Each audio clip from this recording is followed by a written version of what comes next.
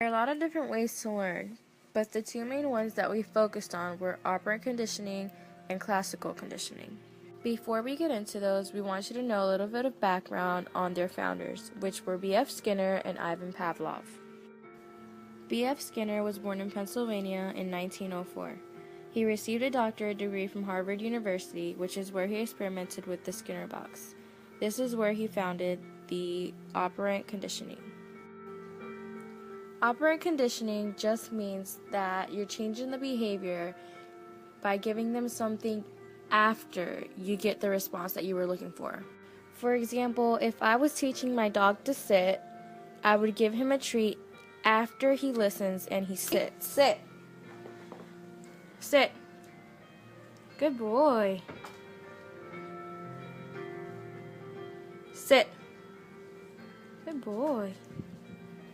Training my dog to sit was similar to the Skinner box, except in the Skinner box, he placed a rat in it, and the rat had to press a lever in order to get the food he wanted.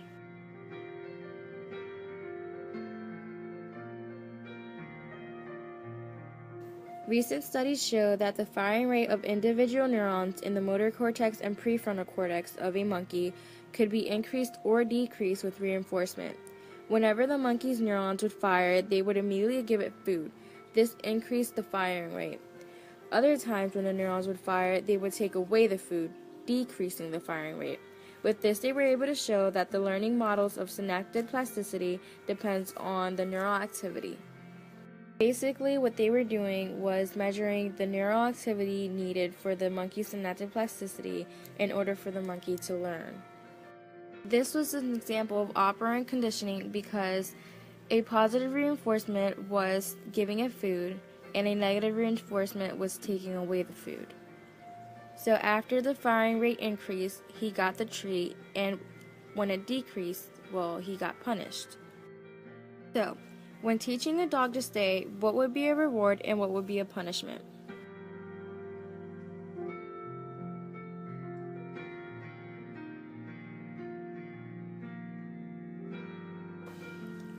Let's see. What can I tell you about Ivan Pavlov?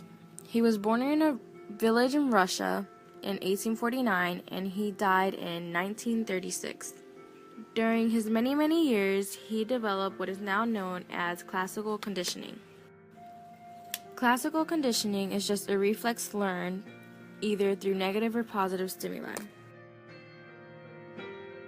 You ever eat something bad and it makes you gag, and then every time you think about it, it's just like that reflex you have, it makes you gag, like ew.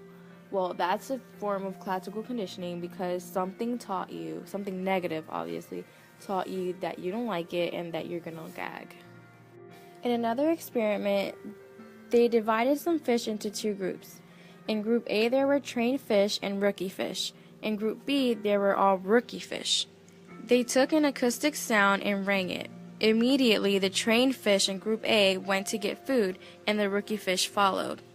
But in group B, it took 2 days for them to relate the sound with food. This is an example of classical conditioning because the fish had that reflex to go get food. As for the rookie fish, they didn't know what that sound was, but eventually they learned it meant food, and they practiced and practiced until it was a reflex. So now that you know what operant and classical conditioning is, we're learning to play a new song on the piano until the notes just come naturally to you.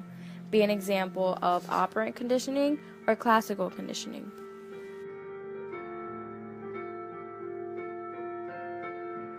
It would be an example of classical conditioning because you're practicing the notes until it's a natural reflex to you.